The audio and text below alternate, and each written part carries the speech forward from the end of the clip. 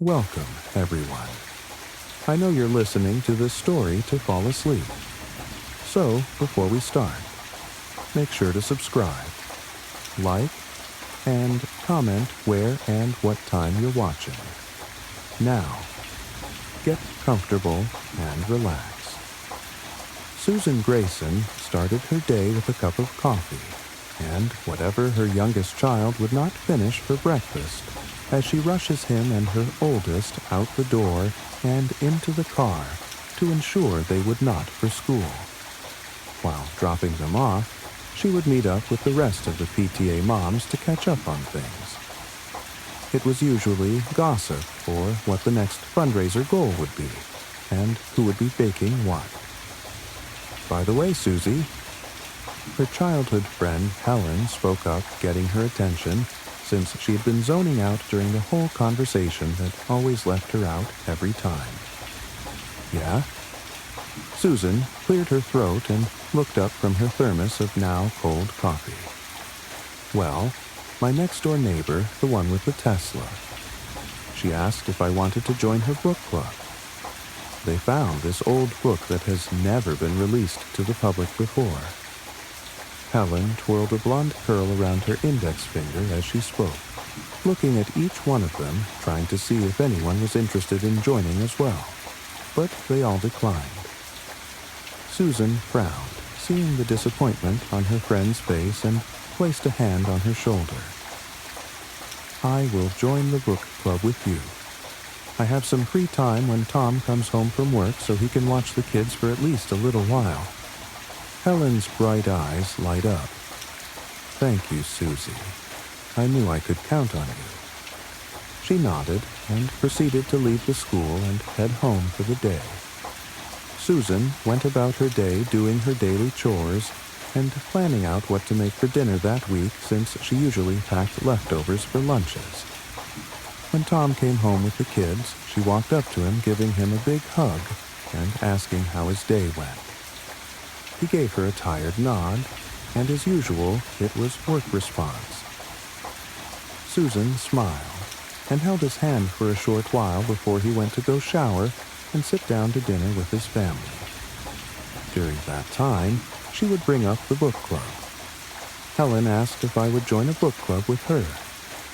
Susan casually brought up poking her fork into the green beans on her plate. Tom tilted his head to the side, chewing a bit of meatloaf before responding. The blonde?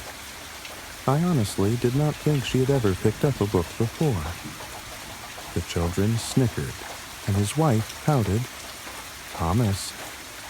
She scolded, and he shrugged, taking another bite before sipping his drink. He always disliked Helen, ever since they had met back in high school when she had introduced Tom as her boyfriend back then. Tom told Susan that Helen was clingy and always got her into some type of trouble. If you want to go, I don't mind watching the kids for a while. Thank you. Tom nodded and finished his meal, gathering up the empty plates to wash them in the kitchen. The following day, Susan met up with Helen to walk over to her next-door neighbor's house. A woman with dark, slicked-back hair tied into high ponytail answered the door. Helen, it's so good to see you. She greeted with a smile, and it faded when she looked at Susan. Oh, you brought a friend with you. Is that okay? I am sorry, I should have asked. Helen pouted, and the woman brushed it off. It's perfectly fine, the more the merrier. The woman muttered and looked at Susan with a forced smile. Welcome to the book club. Susan shuddered at the look this woman was giving her, and knew that she defiantly did not want her here.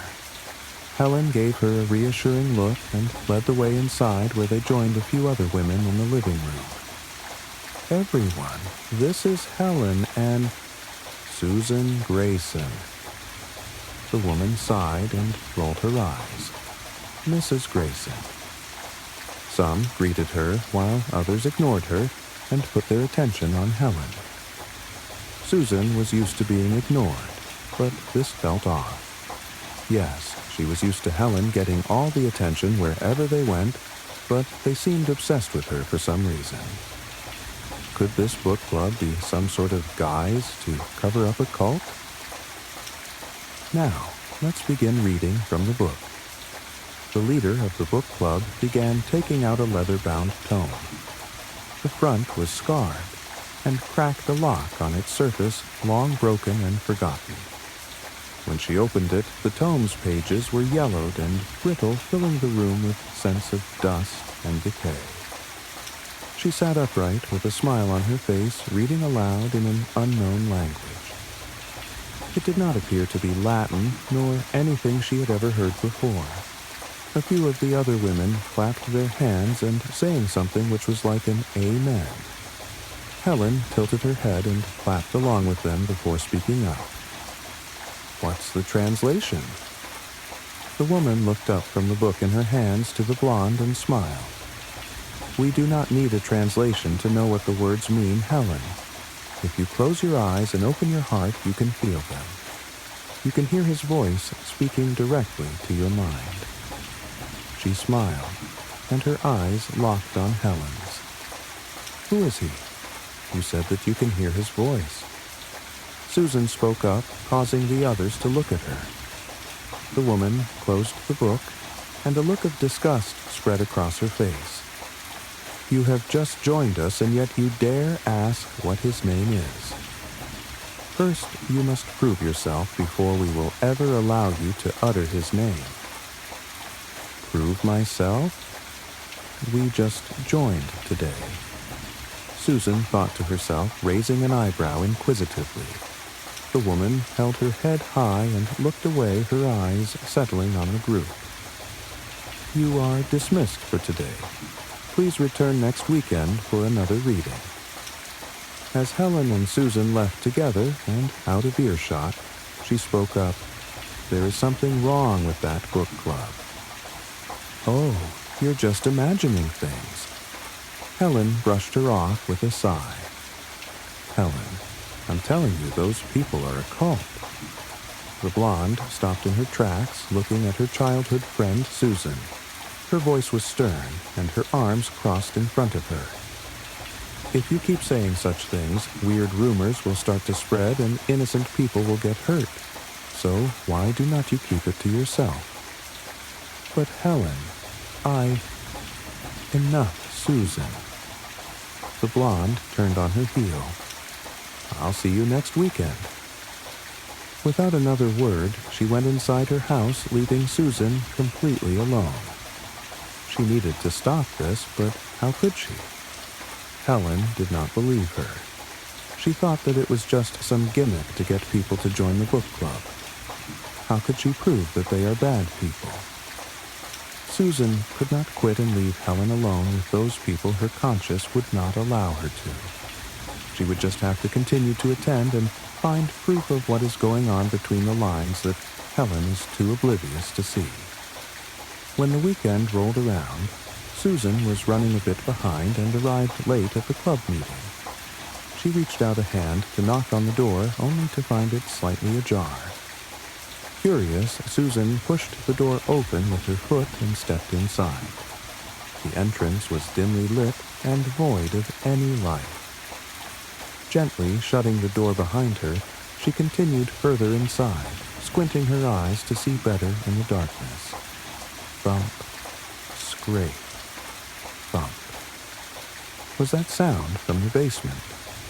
Next to the stairs was an open door with a red light spilling out across the floor and walls. Taking a deep breath, Susan exhaled slowly, taking her time walking down the stairs where she found herself in an open room with a sacrificial altar in the middle. On top of it was Helen, dressed in white robes with her eyes closed. She slowly made her way over, gently shaking her childhood friend. "Helen?" Susan spoke in an intense whisper, glancing around them. "You're late, Mrs. Grayson." Susan turned, seeing the woman with the slicked-back dark hair and a high ponytail. She turned to face her brows, knitting in a furrowed expression. Susan clenched her hands into fists down at her sides. What had they done to Helen? What did you do to her? My Mrs. Grayson, I did not know you were capable of such anger. I thought we were doing you a favor. Doing me a favor? Helen is my best friend. Why would I want anything to happen to her? The woman tisked and walked up to the altar. Either way, you are too late. She will not wake up until the ritual is over. Why don't you finish it for us? She turned to Susan, handing over a yellowed page. All you have to do is read the words on the page. She held the page in her hand, looking at the ancient dialect before her. Finish it? No, Susan was not going to do that, was she? Before she knew it, her lips moved on their own, speaking aloud the words which were foreign to her. Helen began to cough her eyes, opening their usual light color, turning pitch black, completely engulfing even the sclera. The coughing became worse, and then the gargling started as Helen spat up blood. The sound of bone and flesh being torn and cracked filled the air, and when Susan looked down, she gasped, almost bumping into one of the members who held her by the shoulders. Watch with us, Susan, and gaze upon his arrival. The woman raised her arms in the air. They chanted a name, something which came out in gibberish when it was spoken. Volgron. Volgron. Volgron. Just what was Volgron? As Susan questioned this, she watched as a creature crawled its way out of Helen's broken open rib cage. It moved and writhed its blood-drenched body out of the broken body under it. She looked up at it, frozen in fear. The creature's body was a blend of corded muscle and jagged bloodstone. Its eyes burned like molten embers, flickering like fire. Hooked horns curved downwards from its skull, its clawed hands dripped with blood. When it roared, the sound was a symphony of death itself echoing off the walls. Whatever this thing was filled Susan with dread, and now she had released it onto the world. I thought missing my dad's funeral was the worst-case scenario. I was wrong. Long drives have a hypnotic effect on you, the passing broken white lines like a swaying pocket watch from some shady hypnotist telling you to sleep. Not to mention, with the thoughts of your father's body mangled in a hospital bed flashing in and out of your mind, it's safe to say the 15-hour drive from Stony Rapids to Regina felt like years.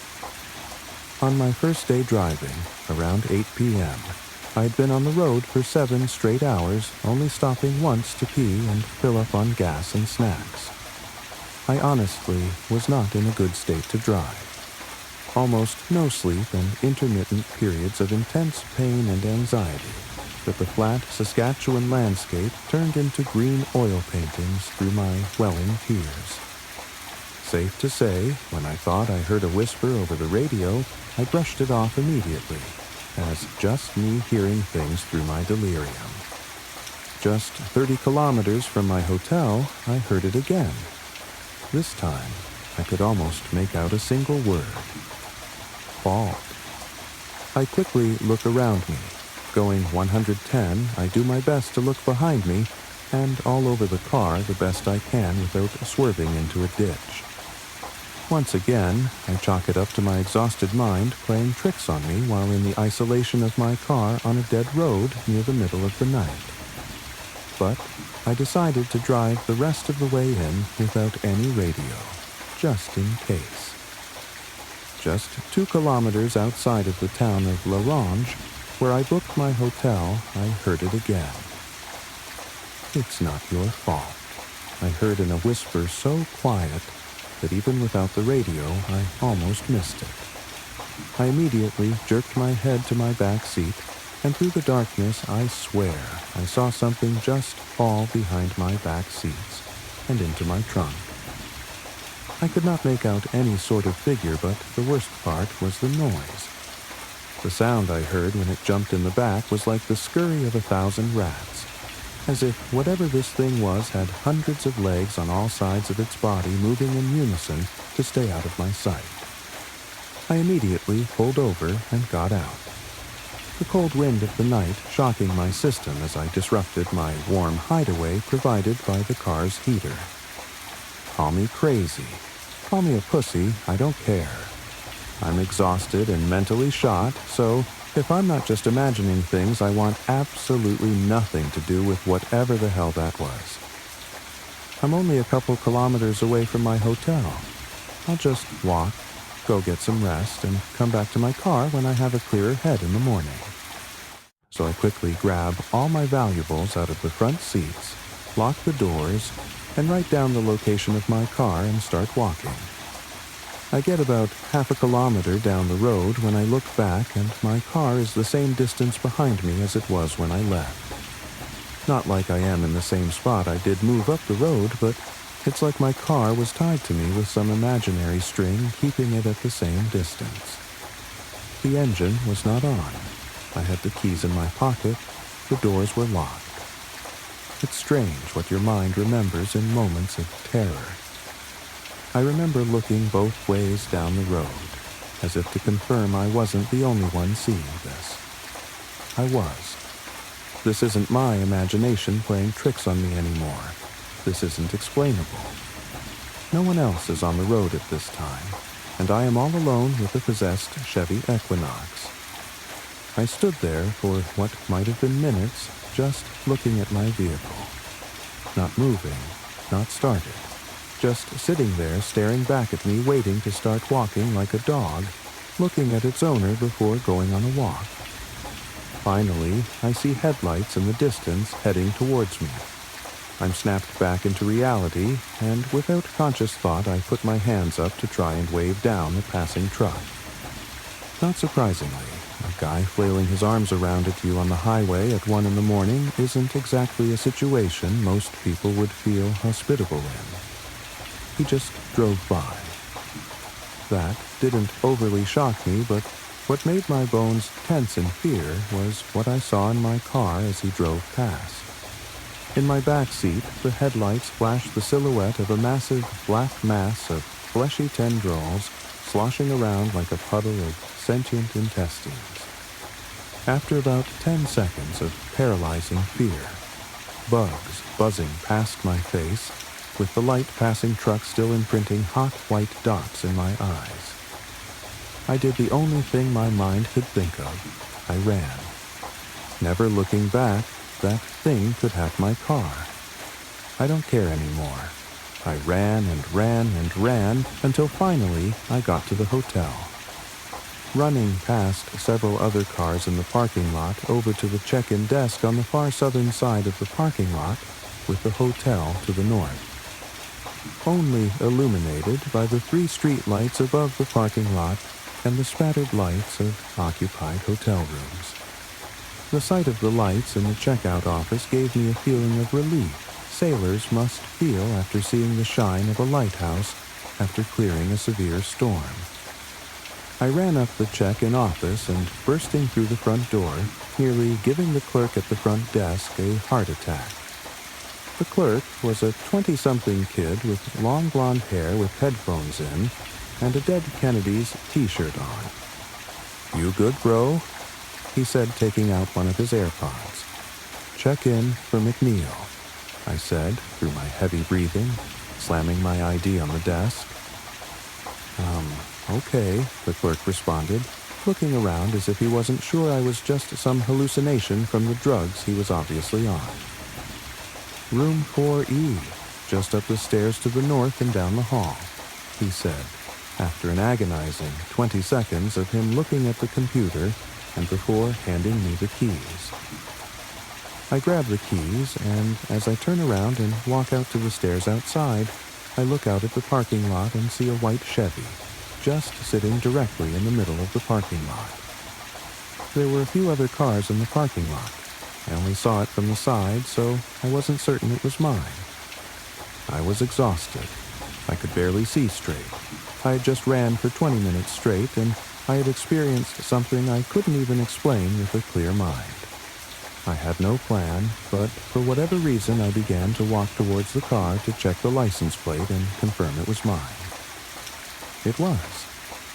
I walked up towards the side of the vehicle, and as I made my way to the back, I saw the whole thing shift side to side, as if whatever this thing was staring at me, following me completely by rotating its entire body to face me. I could see its jet black, slimy tendrils illuminated by the street light further down the parking lot, slinking forever forward as if it had no end. Its disgusting form faces me like an unholy abomination that defies all logic, looking at me destroying my concept of biology and reality just by existing. My mind became a blur. Everything that had happened to me over the last few days hit me all at once like a runaway train. I was overcome with emotions and my knees buckled. I was now on my knees in the middle of the parking lot, that thing looking over me as if I was bowing to its command. Just then, I was startled out of my trance by the front desk clerk suddenly appearing in front of me, giving me a look of concern with his headphones in his hand, though I could still hear the heavy metal instrumentals blaring through them. It seems my existential crisis in the parking lot looked like something he should probably deal with from his desk window. "Hey man, do you need me to call someone for you?" he said sincerely. I looked up at him and somehow felt a moment of comfort. This kid seemed genuinely concerned for me. Maybe he'll understand. Maybe if I explain to him what is happening, we can figure a way out of this situation together. Just as I had this thought and opened my mouth to speak, I noticed the door to my trunk behind him open slightly. "Look out." Before I could even finish the two words, the creature in my back seat had slipped one of its hellish tentacles out of the back and slit the clerk's throat from ear to ear, before slowly slipping back into the trunk of my car, using it as some sort of protective shell. I'll never forget the face he made. The look of concern was replaced with shock and terror in the blink of an eye. Blood spurting out of his now open carotid artery with the rhythm of his slowly dying heartbeat. I just sat there on my knees, the brief second of hope I had dying as quickly as he did. As the kid fell to the floor, blood pooling like a lake, I still sat there motionless. Some desperate part of me wanted this to still be a dream or some fucked up hallucination brought on by grief-induced exhaustion. As much as I tried to wake up or confirm to myself this wasn't reality, the kid's lifeless body still lay in front of me, growing whiter and whiter with every passing second. Just as my reality was once again collapsing, my driver's side door opened. "They're gonna blame you for this, you know," a high-pitched voice whispered in my ear as if right behind me. "No, they won't. You did this." "Not me," I shouted back. As a result of my shouting, several of the occupants of the hotel rooms around me turned on their lights, some looking through the drapes at the commotion. "You think they'll believe you?" It responded, seemingly genuinely curious of my response. I didn't say anything. They wouldn't believe me. I looked around the parking lot. There were no cameras, several people watching now. All the police would see is a man going through mental anguish and a kid with his throat slit in the middle of nowhere. "Just drive to the police station. I'll be in the back seat. You can show them firsthand you're not crazy and you didn't do this," it whispered. I was now rocking back and forth in complete hysteria. I don't know if I was mentally shot or I had subconsciously completely given up at this point, but I began to consider it. Realistically, it was right. What options did I have? Either I could get in the car and probably be killed, or I could go to the police alone and try to explain myself and be disowned from my family and locked away in a mental institution or prison for the rest of my life. No matter what my life was over, I couldn't live with the guilt that I had inadvertently led this kid to a gruesome death. I had to tell someone I couldn't live this way. Either I come clean or I die, and both options seemed equally dreadful. So, against all of my body screaming at me to stop, I got in my car. I almost felt a fraction of a second of comfort as I remembered the warmth on my heater still trapped inside. Once I sat down and closed the door, I felt a sort of stomach-dropping regret I can't even describe to this day. "It's not your fault," it whispered. "I know it's not. You killed him. You killed me," I responded in a low, aggressive, but broken tone. "Let's go talk to the police. Let's figure this whole mess out," it said after some silence. I pulled out of the parking lot and headed to the police station on the other side of the town, a short 5-minute drive away. "You're special, you know. He gave me you. Of all people he could have chosen, he chose you," it said just a minute into the longest drive of my life. I didn't want to respond. Whatever the hell was happening was something beyond my understanding. But eventually, I realized if I was going down, I might as well know why. "Who?" I responded. "Your father," it whispered. I slammed on the brakes and looked in the rearview mirror. Just in the moment it occurred to me how large this thing was. It tensed in fear like a child about to be scolded by their parents. Even in its tense state, it still took up the entirety of the back of my car. I couldn't see a sliver of my rearview window.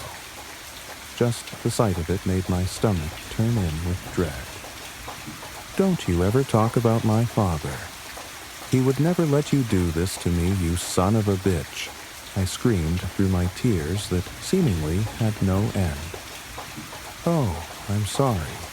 Your father did want to protect you. On his deathbed after the accident, he prayed for your protection. I just think he didn't realize who he was praying to," it responded. I slumped in my chair. What was left of my sanity was now gone. I looked out my driver's side window and into the inky black void that was my surroundings. Only light coming from my headlights and the street light a kilometer down the road. Without another word, I shifted the car back into gear and started driving again. "I think you'll learn to appreciate me after a while. It was your dad's wish for me to look over you after all," it continued, whispering and whispering, never shutting the fuck up until I would completely collapse and fall apart at the seams. I turned onto the road the police station was on, a long road with a dense forest on my right with thick spruce trees all along the road. Nearing the end of the road, close to the station, I noticed an extremely thick tree at the end of the road. If this thing was right, and I'm destined to be watched over by this thing from some sick bastardization of my father's final wishes, then I wasn't giving it the satisfaction of having me for long. My foot slowly pushes the gas pedal. As my car gets faster and faster, I unbuckle my seatbelt. I wanted to make a prayer for my family in these brief seconds, but I didn't know what could be listening, so I simply let the trees rush past as I reached 120 kilometers per hour. As I was just 300 or so feet away from my fate, it spoke one last time. A loud creaking jolted the man awake from his peaceful sleep. The sound resonated through his house as if someone was walking around downstairs in the living room. Rolling over in bed, he turned to his wife to find her sound asleep. "Karen," he whispered, gently shaking her by the shoulder. "Did you hear that?" She turned away, muttering, "Go back to sleep. It's probably the raccoons again." The man settled back into bed, trying to get back to sleep. But less than a minute later, he heard a loud stop. There was no denying this time that something was there. The only question running through his mind now was, is that noise inside or outside? Throwing the covers off, he hoped out of bed, rushing straight for his closet. Pulling his shirts out of the way, he pressed his thumb onto the panel of his gun safe, unlocking it with a click. He took out his M4 shotgun, racking around into the chamber and turning on the mounted flashlight. If it wasn't just raccoons, he didn't want to take any chances.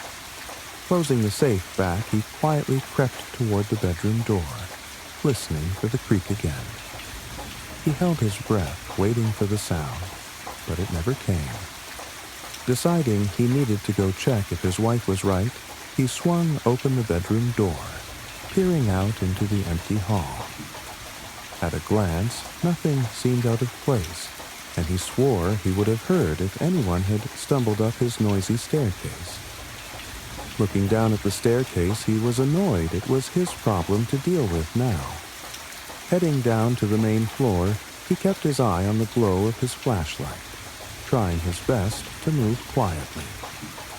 Despite his best efforts, the steps let out creaks and squeaks every other step. At the bottom of the stair, he stood still again, patiently waiting for any sounds, scanning over the living room. Standing in the stillness of the night, he almost managed to convince himself to just go back to bed, that his wife was right, and the raccoons were just being mischievous tonight. Then a crash came from the back of his house. It was so loud, the man wondered if a tree had fallen on his deck and how his wife could stay sleeping through all of this. Moving carefully, though the house, he headed toward the back deck off the kitchen. The crashes and creaks had settled, letting the quiet of the night return. As the man got closer to the glass doors leading out to the deck, he could hear a faint crunching. It was a relaxing sound that let him relax, loosening the grip on his shotgun. His wife must have been right. It wasn't an intruder, just a rowdy animal stopping by for a late-night snack. Still, while he was here, a quick shine from the flashlight mounted on his gun ought to scare off the critters and let him get back to sleep. The man panned his flashlight out through the glass doors, expecting to see a frightened raccoon scurrying off the deck. Instead, light illuminated onto 4 narrow fleshly legs, holding up an amorphous sack of flesh. A long neck sprouted from the body, precariously holding up a head with a sagging face. The creature looked back through the glass with a raccoon tail dangling from its mouth. Hollow eyes looked into the light, and the face seemed to smile, tilting up the sagging corner of its mouth. Before he knew it, the man was tightly bracing the shotgun to his shoulder. 2 rounds of buckshot fired out from the gun, shattering the glass door. The ringing out of the glass blended in with his blaring phone alarm, jolting the man awake in his bed. Fumbling to turn off the alarm, he sat in bed, wiping the sweat off his face, confused at what was going on. It was just a dream, he told himself, but it felt so real. His hands were trembling, and he could still feel the tension in his shoulder from firing the shotgun. He turned toward his wife, but she wasn't in bed. Dragging himself out of bed, he threw on clothes, hoping talking to his wife would bring back the feeling of normalcy. Getting ready for the day felt heavy, like moving through a fog, as if this was the dream and not last night. Heading downstairs in the light of day, everything seemed normal through the house, but he couldn't shake his dream. His wife was waiting for him in the kitchen, buttering some toast. He was about to sit down, but found himself heading to the glass doors. "Is everything okay?" she asked. "I just had a bad dream." Compelled to check out the doors, pressing against the glass. Everything seemed fine, but touching the glass brought back the memories rushing from his dream. Still in the effects of the heavy fog, he headed back upstairs to his closest, examining his gun safe. Opening up the safe, he backtracked through last night's events. Holding the shotgun in his hands, he clung to the fading memory. He told himself again that it was just a dream as he unloaded his shotgun, counting the rounds. All the rounds were accounted for. making him feel more than a little silly for checking. He loaded them back into the shotgun, not sure what he had been expecting. Placing the shotgun back in the safe, the box of shotgun shells on the bottom shelf seemed ajar. He figured he must have bumped it taking out the shotgun, but after seeing the box, he couldn't stop himself. Opening the box, he counted through the remaining shells, and 2 were missing. A white 1981 Oldsmobile pulled into the front of Lone Oak Middle School. A disheveled man in his mid-30s looked over at his daughter, who still sat in the passenger seat, her arms crossed and a scowl plainly on her face. "Scarlett, I am sorry. I could have sworn that I set my alarm last night." Leo Parker apologized as he watched his daughter unfasten her seatbelt. She tossed her hair over her shoulder and grabbed her backpack. "I can definitely say goodbye to my perfect attendance record," Scarlett mumbled under her breath. He frowned and brushed a hand through his hair. Leo knew this was important to his daughter, but he did not know what more he could do to apologize. "Why don't we get ice cream from the Cone Zone after school? Will that make up for it?" "Dad, I haven't been there since I was like 4. She groaned in annoyance, rolling her eyes, and opened the car door, stepping out. "Have a good day, sweet pea." Leo waved as the door was shut and muffled his words. Watching her retreating figure walk down the cement path and into the building, he turned towards the steering wheel, gripping it tightly. Leo had been raising Scarlett by himself ever since the woman he had relationship with dropped her off on his doorstep.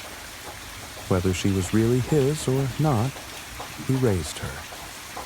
Shifting the car into first gear, he drove off, following the curve of the road that looped around the hill leading to a stop sign. Leo Parker worked from home as an editor and set his own schedule, which was helpful while having a preteen to take care of. At times, he felt like he was not in her life enough, or maybe he tried to get too involved, hoping that he was doing this whole thing correctly. When Leo got home, he tossed his keys onto the counter and kicked off his shoes at the door, walking into his office to power up his computer. He opened his email and noticed that a writer reached out to him about editing a short story of theirs to be sent to a magazine, Tilted, Bones, and Birch Trees. As he was reading over it, the premise was about Baba Yaga from Slavic folklore. He remembered the stories his grandmother had told him about her, mostly to get him to behave, and other times to warn him. Leo would always ask her, "How will I know it is her?" She would simply shake her head and say, "When the winds turn wild, and there is whistling through the trees which will creak and moan, and the air turns bitter cold." Those words always sent a shiver down his spine, and still does to this day. Time went by as he made a few edit notes and sent it back to the writer. Leo looked at the wall clock of his office. One of those antique cuckoo clocks let him know it was now time to go pick up Scarlett from school. Arriving at the school, he noticed his daughter was standing off to the side by herself, while a group of kids talked to each other while glancing her way. Leo frowned. Was she being bullied? Once Scarlett spotted him, she rushed up to the door and got inside. "Hey, sweet pea, how was you?" he began, but she cut him off by replying, "Can we just go home, please?" Scarlett fastened her seatbelt and looked down at the floorboard of the car. He frowned and nodded, figuring she needed some space before he could ask her what was going on. When they got home, Scarlett went directly to her bedroom and shut the door behind her. With this time, Leo decided to make them some dinner, one of his daughter's comfort foods. Whenever he felt down, it always helped put him into a better mood. Taking out the ingredients together, he got to work. Scarlett slinked out of her room to peer into the kitchen from the archway leading into the kitchen. "Is that French toast?" she asked, causing her father to jump and acknowledge her burning his hand on the frying pan, he let out a curse. Leo rushed to the sink, turning on the cold water and holding his hand under it. It seemed like you were having a bad day, so I thought you'd like one of your comfort foods. Leo smiled, cutting off the water and drying his hand off on a hand towel. She smiled and scratched at her left arm. Thanks for doing this. He nodded. Of course, sweet pea. While they ate, Scarlett opened a bit about her day as she sketched in her drawing pad. She recently had one of her drawings displayed for a contest, and it was stirring up a fuss because of the subject itself. Scarlett had chosen folklore as her theme, and drew Baba Yaga. Students were saying that it moved, or sometimes the figure went missing. They began calling her a witch, a freak. Scarlett frowned, pressing down a bit too hard with her pencil, causing the lead to snap. Everything okay? Leo asked his daughter, looking up from his plate. She nodded, putting down her drawing pad and pencil. Yeah, Jay, just, school stuff. School stuff, huh? Are your classmates giving you trouble? Kind of. Scarlett sighed. I had one of my art pieces displayed recently, and it, brows furrowed. She rubbed her hands over her knees. I think it's haunted. So, what exactly did you draw? Leo sat upright in his chair, looking his daughter who met his gaze. Baba Yaga. I remembered when you used to tell me stories about her like the ones you were told growing up. Since then, weird things have been happening with it. My classmates started calling me a witch. She told him worried he would get upset, but he kept his composure, nodding and listening. Would you like me to go talk to your teachers or the principal about this? Scarlett shook her head. Nah, it should pass. I'm sure they will get over it eventually. Leo hoped that it would too. Kids can be cruel to each other, and even push those they bully to take their own lives, and that was something he didn't want to happen to her. Thanks for dinner. Scarlett smiled and stood with her empty plate, placing it inside the sink. She excused herself and went to her room, leaving behind her drawing pad. As he cleaned up the kitchen, he noticed Scarlett's drawing pad, opened on a page that looked like a rough sketch of an old woman leaning on a cane, her eyes focused on something off in the distance. He picked it up and flipped through it, seeing not one but multiple rough drafts of the same woman, and on the very last page was scribbled writing. She's watching me, and everywhere I go, I see her. What do I do? Who can I talk to? Would anyone even believe me if I told them? Leo's heart thumped in his chest as he closed the drawing pad. It's just a drawing. No need to jump to conclusions or worked up over nothing, he told himself. Making his way upstairs, he knocked on Scarlett's door. You left your drawing pad on the table. When he was met with silence, Leo placed the drawing pad on a table outside the bedroom door. Sometime during the night, a scream woke Leo up from his sleep. Parental instincts kicking in, he leapt out of bed and ran to Scarlett's room, swinging the door open. Flipping the light switch on, he looked around the room, not seeing his daughter anywhere. Scarlett. Sweet pea, where are you? His voice was panicked as he looked all around the room, not finding her. She wasn't the type to run away. So, where could she have gone? As he was about to investigate the rest of the house, his foot bumped against something on the floor. It was Scarlett's iPad.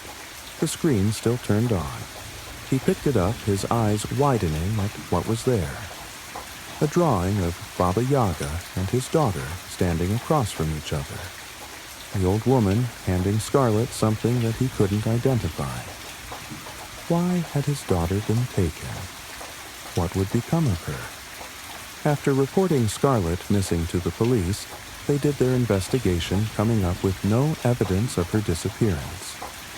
Therefore, it was just written off as a runaway teen, and missing posters were distributed in the area. Some time had passed, and Leo engrossed himself into his work to get his mind off things. Checking his emails for clients, he came across an article that was sent to him. Recently, a string of missing teens from Lone Oak Middle School has gone viral. As parents have said when checking on their children at night, they walk into empty bedrooms with only a pool of blood left on their beds. Some believe this might be a suicide pact, while others think that it's a kidnapping by an unknown individual. Leo leaned back in his chair, staring at the article in disbelief. First, it was Scarlett, and now more kids from her school were disappearing. Could it be the ones who had bullied his daughter? Looking up at the drawing on his office wall, the one his daughter had displayed for the drawing contest shifted and morphed, taking the shape of Scarlett herself, a content smile on her face. I'm a seasonal worker at a dime mall in Michigan. I remember when this place used to be popping, especially around the holiday season. But now, the only businesses that are open are a J.C. Penney, a Goodwill, a Mexican restaurant, a Dunham's Sporting Goods, and the saddest Victoria's Secret you've ever seen. When I was a kid, we would come here right before Christmas. We never really bought anything. I would just throw all my pocket change into the fountain, and we'd eat at the Mexican restaurant. But, most importantly, we'd go see the big man himself, Santa Claus. Even though my parents never told me that Santa was a real mythical being, they did tell me that Santa is a fun game that everyone participated in for Christmas. Looking back now, I just think they didn't want me to spoil the illusion for any other kids at school. This Christmas, I was the mall Santa. I was home from college on Christmas break, and everywhere I applied for work was staffed full. The pay for being this mall Santa was weirdly good for a dying mall. Apparently, some local eccentric rich guy enjoyed making this magic happen, so he sponsored the event every year. The guy was paying me $45 an hour, 5 hours a day for a week. I hopped on that opportunity before anyone else could. The first day of work was easy enough. About 30 families came through. The kids cried as they got their pictures taken, and they told me they wanted V-Bucks and told me I had a skibidi riz. I'm only 21, but these kids were making me feel like I was the actual thousands of years old Santa Claus.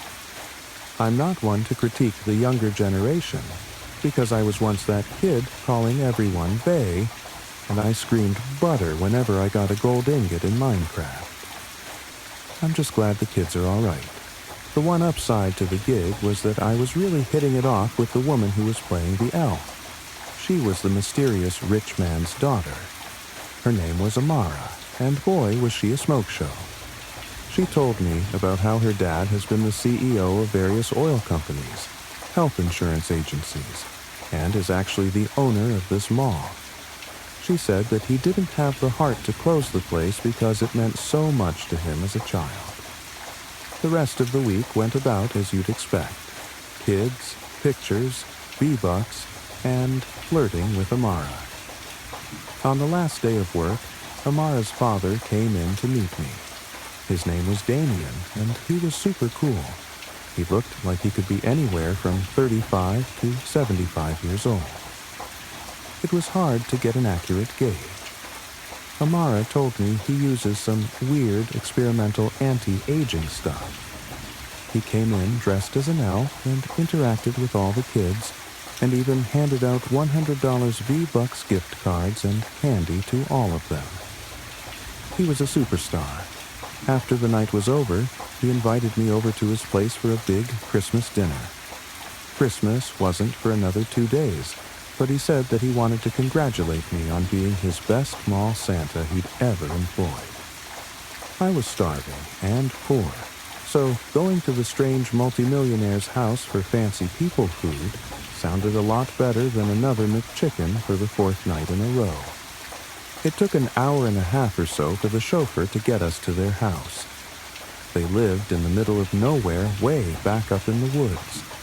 The driveway must have been at least 2 miles long.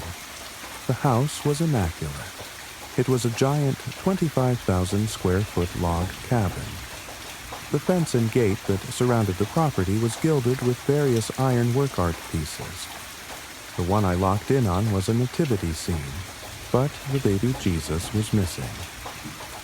I couldn't tell what was in his place, but it didn't seem like that mattered. We got inside, and one of his many butlers gave me a bag. He told me to go take a shower and to meet them in the main dining room. Amara led me upstairs to the bathhouse for me to take my shower. When I say bathhouse, what I mean is a giant room with a bathtub the size of your standard middle-class backyard pool. The walls and ceilings were full of shower heads that must have had a bajillion different settings, and some of them detached from the wall. There were vents all around that let in warm steam that smelled like herbs and spices like rosemary and lavender. I was in heaven. I went to take my clothes off, but Amara was still there looking at me. I hesitated, but she insisted that I undress. She even led the way by doing so herself. I'll spare you the details. After the most amazing shower of my life, Amara and I went down to the dinner table. It must have been 30 feet long, and it was full of food. 5 turkeys all cooked in different styles, 5 vats of mashed potatoes, a bunch of freshly baked bread, mashed butternut squash, veggie platters, 3 hams, lamb chops, beef Wellington, and desserts on desserts on desserts. It was amazing. I ate and ate and ate. All but a few of his employees were eating. The ones who were serving had already eaten their fill. It wasn't until my 5th glass of wine that Damien spoke. Damien, I would like to wish all of you here today a very Merry Christmas.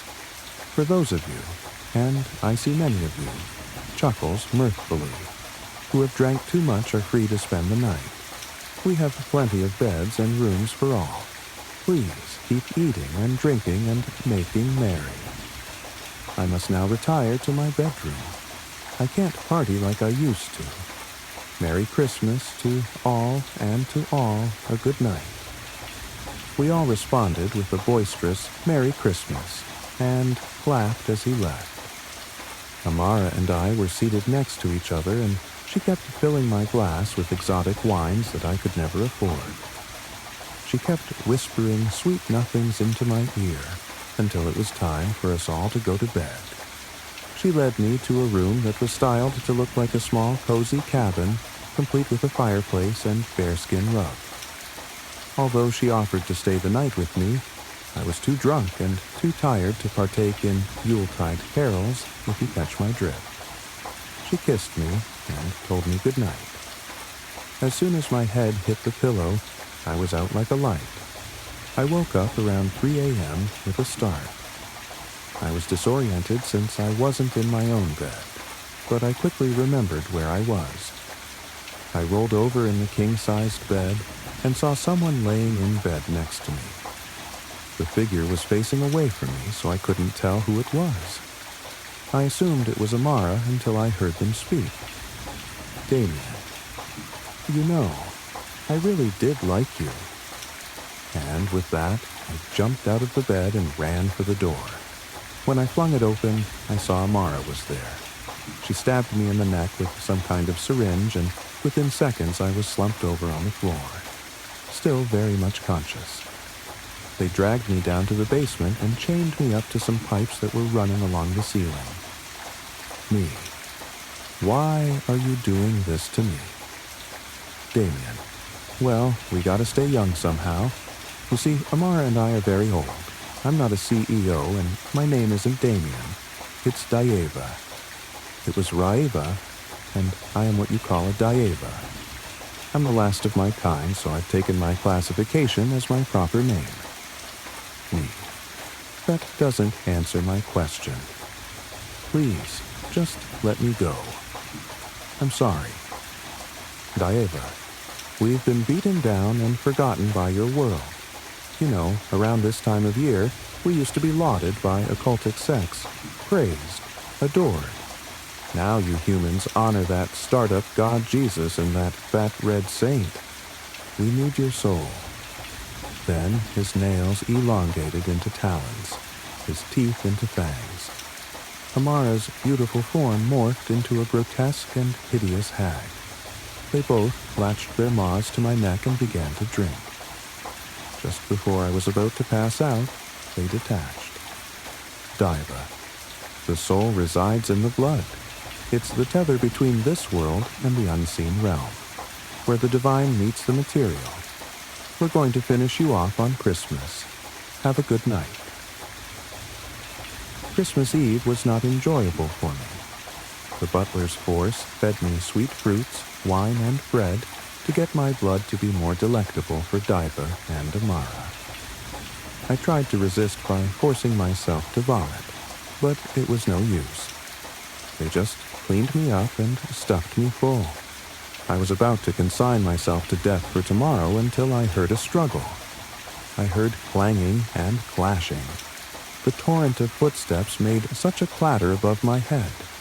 I began to scream for help. Then it went quiet. It was as still as a crypt in the sticks. Suddenly, I heard loud jingling heavy footsteps coming down the stairs towards the door that led into my prison. The door opened, and the body of Diva appeared. His eyes were rolled back into his head, and he had a huge piece of coal jammed into his mouth, complete with a broken jaw. Then in walked a man clad in red. Ho, ho, ho! Merry Christmas! Need a lift? I was 18 at the time. I just graduated high school, and what was probably a really exciting and memorable time for most people was a stressful race against time for me. You see, my dad was very traditional. If I were going to be living in his house after high school, even just over the summer between graduation and college, I needed a job. If not, I was freeloading, and he swore with an adamance I certainly didn't care to test that I'd be out on the street if I was unemployed for long. I'd had months of preparation. Hell, years, really. This entire time I could have been looking. He certainly hadn't waited until now to clue me in on the terms of living with him after high school, but I just wasn't the type to care that much about anything until I was days from a deadline. Finding a job back then wasn't easy. I'd dyed my hair green, and my nose and lips were pierced, not to mention the gauges and the shitty stick and poke snake on my forearm that my 16-year-old self had afflicted upon me. Case in point, I wasn't getting hired most places, and being that I had about a week at the time left to figure it all out, like usual, I was in a mad scramble to line something up before facing the consequences. But then, as if some morbid miracle, a cop got shot and killed on 84th Avenue pretty close to the pass and go out there, and an opening for the night shift position appeared not long after. The pass and go and 84th Avenue as a whole had a pretty bad reputation. See, 84th was one of the only roads in town still unpaved at parts, namely the north end shortly after the pass and go. And it wound along a pretty deep drainage ditch where no guardrails had ever been built, even after decades of complaints. There was a particularly tight bend up the road where a lot of drunk drivers and speeding teens learned that they were not, in fact, invincible. Some of them even taking that lesson to the grave with them. And the lack of streetlights just made it all the more dangerous. But those were just the logical concerns. In a tiny town like mine, people are bored enough to run with sensational bullshit. And so 84th could never just be a dangerous road with poor construction and lack of safety measures to blame, but was instead cursed and haunted. People died there so often not because it was just a hazardous roadway, but because it was bloodthirsty, evil. People's reception went out on the road not because it was essentially the furthest you could be from town, but because some malicious entity wanted you isolated. You get it. The woods beyond the ditch were even worse. On 3 occasions since the turn of the century, bodies were found out there, 1 a suicide, and 2 in shallow graves. And in a town as small as mine had been, that's a pretty sizable number. For a criminal, though, it only made sense to bury them there. Again, this place was basically abandoned and totally secluded. Really, the only other people that far northwest of town were the wagies at the pass and go, and they weren't getting paid enough to be on the lookout for anything. Not to mention, they had their own weirdness to deal with. All sorts of strange and illegal activities happened in that pothole-ridden parking lot, and why wouldn't it? That place was the last beacon of humanity's presence in the town for miles, until you got to 90th Street, the main road shooting off from the highway. So anybody working there had enough going on at their own doorstep, and wouldn't be paying any attention to cars pulled off on the side of the road with mysteriously heavy duffel bags in the trunk. Suffice it to say, once the position opened, I was the only person in town out of options enough to drop off an application. And, wouldn't you know it, I was scheduled to start 2 days later. I picked it up quick. The job was easy, and though at first I was shadowing a guy that by all accounts could have been undead, I was left to my own devices a week later. To be honest, I actually kind of liked the job at first. 10 p.m. to 6 a.m. were pretty standard hours of consciousness for me anyway, and working the graveyard shift finally gave me an excuse to sleep in until 3. It was dead most nights. Sometimes, and I'm not exaggerating, I literally didn't see a single customer. And other nights, the goofiness of my interactions with various druggies kept things interesting. But those kinds of nights aren't what this story is about. The first time I remember being pretty confused was only 2 weeks after I'd started the job. I was pretty stoned at the time, so I tensed up when I saw a cop walking toward the door. But I wasn't complacent enough to blaze it before work without eye drops for fear of these exact situations.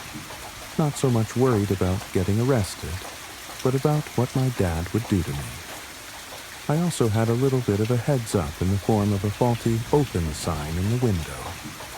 The neon would pretty often flicker or dim for some reason when people were coming up to the door.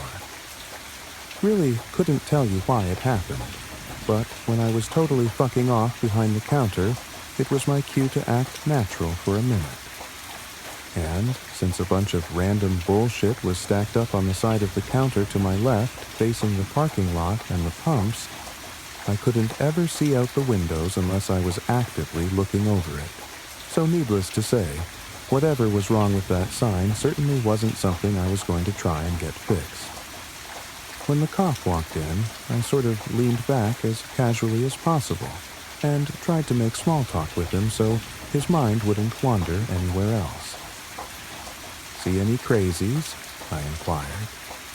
"Not yet," he answered, perusing the energy drinks like a selection of fine wines.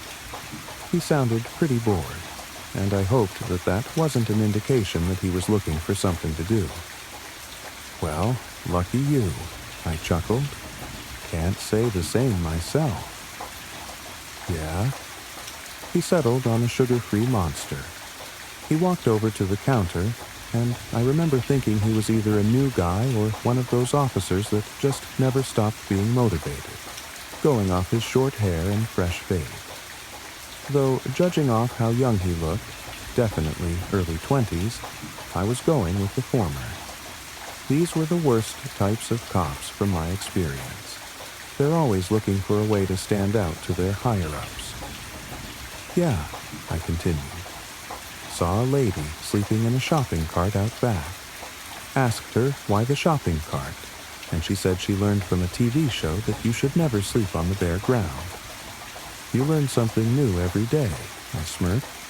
That actually happened last week, but who's counting? He actually smiled slightly. Weirdos, man. Yeah. Will that be all? Yeah. $3.29. He tapped his card on the reader, and while the sale processed, I remember actually feeling slightly concerned for the guy. I wasn't a big fan of cops, but one of them had died around here recently after all, and just talking with this guy face-to-face sort of humanized him to me. As he cupped the top of the drink and slid it off the counter, I said, "Stay safe out there." He glanced at me and raised an eyebrow. "You know something I don't?" "Nah, just, that cop that got shot out here a couple weeks ago." "Huh?" I just stared at him. "Listen." He peered at my name tag for a second. "Carter, you can't believe everything you hear about this place. 84th Avenue. It's just a street, man. Most of what you hear about this place is embellished or even totally made up." Yeah, all right. "Well, have a good night, officer." I paused, squinting at his name tag back. "Brady." He walked off into the night, his energy drink in his hand. At the time, I didn't give that interaction a whole lot of thought. I learned most of my news from memes, and it was definitely possible I'd been wrong. Unlikely, but possible. But over time, stranger things began to occur. And I'm not talking about druggies sleeping in shopping carts. I began to pick up on an anomaly with the neon sign. See, it actually didn't flicker very often. It seemed to at first, but after getting caught off guard multiple times by random people coming in, I realized I couldn't trust it as much as I thought I could. Yet, strangely, though it seemed inconsistent, I realized it always blinked and dimmed for certain people. There was this lady that would come in about once a week and buy a scratch-off ticket. I figured she had to be pretty depressed, because she was always wearing the same clothes, and was coming to this dingy-ass place with relative frequency. Every time she'd ask for the same ticket, Cash Kaiser, and every time I'd slide it to her, she'd smile at me and say, "Maybe tonight's the night." Even in her voice, I could hear how much she needed a break. But I guess tonight was never the night, because a week or two later, she'd always be back, always dressed the same, always buying a colorful strip of false hope that things would suddenly change for her. I tried to chat with her the more she came in, but she wasn't keen on giving away details about her life. She was mostly unresponsive, just nodding or giving me one-word answers, and then she'd head out in kind of a hurry. But her clothes weren't the only thing that stayed the same every time. Every single time she came into the pass and go, that sign would flicker. Now, I could have just been reading into things too much. I wondered if the sign was ultimately connected to a wire through the ground, maybe. And maybe certain people were stepping over it, and those people just kind of came in the same way every time. I didn't really know. I'm not an electrician. But the sort of Groundhog Day that transpired every time she stopped by really did intrigue me. Then, one night in early July, I had another curious experience. I was listening to some podcast about ayahuasca and contemplating if I'd ever take the plunge when the green flicker of my inconsistent early warning system caught my attention. And when my eyes trailed from the neon sign and over the merchandise on the counter to the pumps out in the dark beyond, I saw a guy pumping gas into his truck, probably in his mid-30s. He had this really gruff look on his face, but I wouldn't have paid it much mind except for the fact someone was with him, a girl about my age. While he was by the pump, she was heading into the store. She had black hair down to about her shoulders, and these big brown eyes. Her skin was kind of pale, like she probably didn't get out much, and she wore skinny jeans and a gray top. As soon as I noticed her approaching, I stepped back from the window. I definitely didn't want to creep her out by being seen peeking over the counter through the glass. She came in, and as the chime above the door rang, I couldn't help but glance at her as she beelined to the snacks. She was cute, and I was considering flirting with her at first, but then I glanced over the counter again at the guy in the parking lot, presuming him to be her big brother or dad or something. I didn't want to piss him off, so I decided to keep it casual. She was over by the coolers on the back wall the next time I found her, not looking my direction while she scanned our selection of sports drinks. Then she grabbed a red Gatorade and came walking up to the front. She put the drink and a bag of classic Lay's on the counter, and when I noticed it was almost 4 a.m, I couldn't help but inquire, "What's got you out so late?" I was scanning the items with muscle memory, my eyes meeting hers after she glanced at the counter for a second, as if considering a response. "Nothing really." "Big bro." I flicked my eyes to the guy in the parking lot, and at this, her nose wrinkled. "Ew. No." I thought that was a strange response. "Ew," I asked as the total popped up on the screen. "It's gross to have a brother?" "It's gross to kiss your brother." She smiled flatly, and I didn't want to seem creepy, but I couldn't help but get on the tip of my toes for a second and peek at him again. No doubt, the guy was in his 30s, and if I had to be more specific, I'd be leaning more toward late 30s than early. He was wearing boots, jeans, and a blue and brown flannel, and had a 5 o'clock shadow I could see from the store. The more I looked at him, the more weirded out I felt. But then again, none of this was my business, and I didn't want to pry. She definitely didn't seem to be with him against her will. "Ah, gotcha," I smiled, but the whole thing felt unignorably off to me as she handed me a 10. "You guys going on a road trip or something?" Something like that. There was this turbulent mix of emotions in her eyes, and while she looked excited, definitely thrilled about something, she also kind of seemed to be longing too.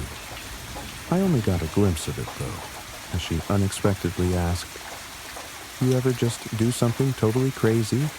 Like, overnight?" "I mean, I took a heroic dose of shrooms once on a whim without a trip sitter." I smirked, and she chuckled too, but shook her head. "I didn't mean something like that." She paused. "Anyway, have a good rest of your night." "You too," I remarked, but as she turned and walked away, I felt a steadily increasing urge to say something, to ask her why she was with this guy that looked like he could be her dad, to inquire more about this crazy overnight thing she was hinting at, or this road trip-esque adventure she was on that had her at this infamous gas station at 4 a.m. But I was just too immature at the time, and selfish. Even feeling like I should probably investigate what was happening, probably pay more attention to what was going on, I also felt like I really couldn't be bothered. I told myself that it wasn't my business, that I shouldn't be nosy, but really, I just didn't want to get involved. Though, a moment after she left the store, my curiosity got the better of me again, and I peered over the cigarettes at the truck in the parking lot. She was already inside, and at first, it looked pretty unassuming. It was old and kind of a faded red, with 2x4s in the back under a blue tarp. All in all, nothing suspicious. But when he got to the turnoff onto 84th, and he took a right, I noticed the passenger side window was broken, like it had been punched out. I couldn't see the girl well this far away, but her being in this older guy's truck with the right window shattered made me feel even stranger about the whole ordeal. Something was definitely off. But at the time, my lazy ass just didn't care enough. It was mid-July, though, when the veneer of eccentric late-night patrons was shattered forever, and I was forced to see what was really going on. It began with a loud rumbling from the parking lot. I got immediately uncomfortable as some biker douche rolled up, revving his engine like if it were loud enough I'd give him a discount. Then he climbed off the bike and came stumbling toward the door, the green neon flickering onto him from the window. I could tell just from the counter that he was totally hammered. He could barely even make it inside. He came right to the counter and absolutely reeked of alcohol. "Give me a pack of menthols. Camel," he slurred, leaning onto the counter with his right hand. "You okay, man?" I grabbed it. "The fuck do you mean?" His hostility freaked me out just as much as it annoyed me. "You're obviously drunk off your ass," I replied. "You just drove here on a motorcycle. Seems like a bad idea." "Shut the fuck up and sell me the cigarettes, man." He was glaring at me like he was ready to swing. And though he was so fucked up I don't doubt I could have taken him, he was still a big guy, and it really wasn't worth the trouble. "Your funeral," I muttered, grabbing the cigarettes and noting it was the last pack. Normally, I would have made some quip about that, but with this guy, I just wanted him to leave. When I slid him the cigarettes, he flung his cash at me and almost walked away without his change. Then he stumbled off back out the door, shoving it open so hard I wondered if he broke it. And then, without any warning, as he stumbled along the window toward his bike, his entire body changed. My breathing stifled as I noticed his head was dented in.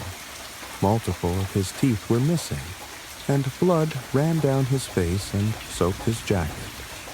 He was covered from head to toe in cuts and scrapes, and his right arm was broken, the bone jutting out slightly. I stumbled back and tripped, knocking over the vape pens, then almost slipped on him as I scrambled to my feet and chased him out the door, staring in horrified bewilderment as he climbed onto a waterlogged motorcycle, the front of it totally wrecked. "Hey!" I screamed. "Man, are you all right?" He just looked at me, and as he stared into my eyes, his look was totally different than before. He wasn't angry or confrontational or even drunk. He just had this totally sober look of regret. He stared at me a moment longer, then he revved his engine, and somehow he and his obliterated bike sped off into the night, leaving me totally alone in the flickering neon. And then as soon as he disappeared up the road, the sign stopped blinking, steadily shining like usual. I sprinted over to the doors, yanking them open and almost collapsing as I barreled into the back room and landed in the seat at the computer. I pulled up the security camera footage and rewound it a couple minutes, desperate to see if somehow, some inconceivable way, I'd just been seeing things. But though I was willing to believe he wasn't actually injured and it was somehow all in my head, I wasn't at all prepared for the sight of me just talking to the empty air. That's right. The guy never even came in at all. I rewatched my harsh reaction to the absent revving of his engine, my eyes following nothing walking along the window to the door that never opened. Then I realized that I'd never actually grabbed the pack of menthols. My hand stopped over it and handed nothing to no one. It was the same thing for the cash register. And then at last, I watched myself stumble back and fall, flinging shit everywhere in a panic. I ran out the door, screaming into the night, but only I was there. It filled me with a terror so paralyzing, I almost just left right then and there. I sat there at the desk for a moment, shaking, Was I hallucinating? I'd heard you can get permanent schizophrenia-like psychosis from psilocybin, but this was the first, and only time, I'd ever hallucinated when not on the ship. And as I just stared at the monitor unblinkingly, shaking in place, I really couldn't tell what was more horrific, if I hadn't really seen that, or if I had. But then my eyes gravitated to the one part of my memory that was corroborated by the cameras. The neon. It was dim, and as I unpaused the video, I watched it continue to flicker, all the way until my eyes turned to the end of 84th that I could see. And as soon as they did, it shined like normal again. I rewound the footage again, and sure enough, as soon as I began to react to the phantom motorcycle, the sign started flickering. It flickered the whole time, throughout that whole interaction, until the biker was gone. So, I wasn't crazy. Something suggested there was more going on than me just losing my shit. But then, what the hell had just happened? I didn't even go back to the front as I began racking my mind for all the other times the sign had flickered. And instantly, I recalled the scratch-off lady. I quickly Googled 84th Avenue deaths, thinking that maybe I could identify some of these people. But the first thing that came up was the police officer shooting. Then my jaw dropped as I stared into the memorialized eyes of Officer Brady. I could barely sit still as his eyes looked back at me from the computer screen. The same officer I had spoken to just a month ago, who didn't know about any officer shootings in the area, because he was the officer that would be shot. I kept looking, and before long, I found the scratch-off lady. She was some lonely, divorced woman that committed suicide in the woods a couple miles north of here in 2011. And the biker had crashed into the ditch right off the bend 3 years ago. One of many drunk drivers that didn't react to the turn in time and went face first into the canal. I screamed as the chime above the door sounded, and I heard someone spin around at the front of the store, startled by my reaction. I scrambled to my feet and walked up front, freezing as my eyes met those of Officer Brady's, glinting in the flickering neon. "You good?" He seemed to be both concerned and frustrated. I just stared at him, totally unable to speak. "Yeah." "You on something?" He peered. "No." He looked at me a little longer, but then he walked his immortalized path through the gas station, his gaze drifting over the cooler of energy drinks. I couldn't help but stare right at him, utterly wordless as he moved in almost the exact same way as he had back in June, at last grabbing that same sugar-free monster. Then he walked to the counter, and my hands were shaking as I took the drink from him. "Hey," he looked at me. "You all right?" I stared into the eyes of the dead man. "Personal stuff." "Is something going on?"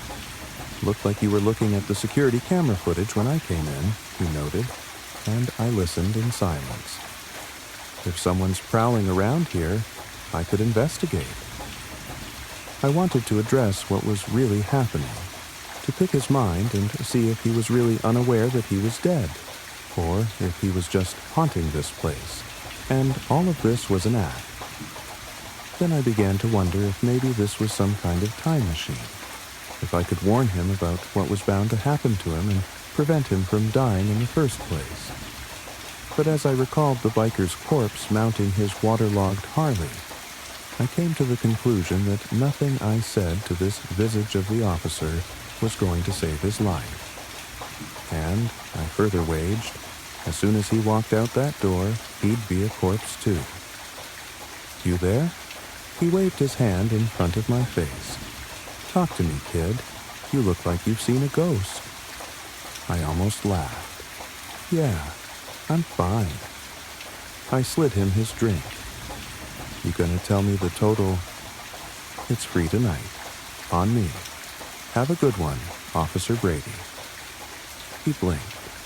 He stood there for a moment as if considering investigating the gas station regardless of my cooperation, trying to get to the bottom of my unusual behavior. And maybe in life he would have. But his fateful march to the street where his life would be taken from him seemed programmed to resume as he suddenly turned and walked out the door, just like he had the last time back in June, taking his energy drink with him. I followed him outside, standing beneath the fluctuating sign as my eyes fell onto the exit wounds in his back, the red streaks oozing from the holes in his uniform. I felt like I could cry at the sight of it. I walked back inside and had made my mind up to quit then and there. I wrote up a note and left it in the manager's office. Then I locked the place up and left the key under the propane cylinder exchange out front, about to text my morning relief where the key was when I froze. I remembered the girl with black hair and big brown eyes. The neon sign that I had once thought of as my early warning customer alert, and now understood to be some kind of paranormal detection radar, had flickered with her entrance too, just like it had for the biker and the scratch-off lady and Officer Brady. In that moment, I became weirdly consumed with this desire to know what had happened to her. Maybe it was because I found her cute, or maybe it was because even in the moment that night, something felt horribly off. But for some reason or another, I became totally invested in figuring out what had happened to her, to the point that I decided to unlock the store and stick around.